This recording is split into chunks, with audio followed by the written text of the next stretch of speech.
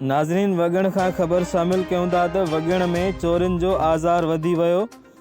ॻोठ जाफ़राणी में चोरनि पारां दुकान खे खाट लॻाइण जी कोशिश कई वई, पर पाड़े वारनि जी सुजाॻीअ सबबि चोर फ़रार थी विया। यादि रहे त दुकानदार मंज़ूर पंवर जी कुझु ॾींहं पहिरियां बि दुकान जा ताला तोड़े पियल सामान खणी विया हुआ। मुतासिर दुकानदार वगण थाणे ते NC पिणु दाख़िल कराई हुई।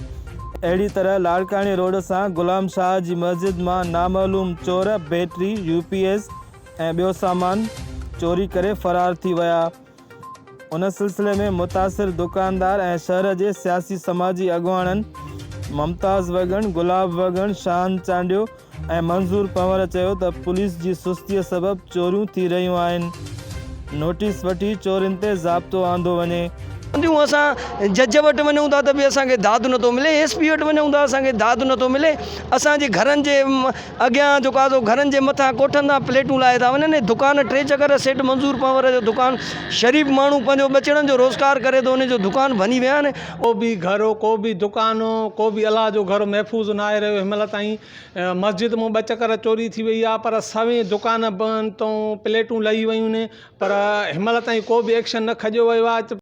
होॾां SHO वगण मंज़ूर चांडियो ॿुधायो त पुलिस जूं कार्रवायूं जारी आहिनि। असां अमन अमान ख़राब कंदड़ शरपसंदनि ख़िलाफ़ क़दम खणी रहिया आहियूं।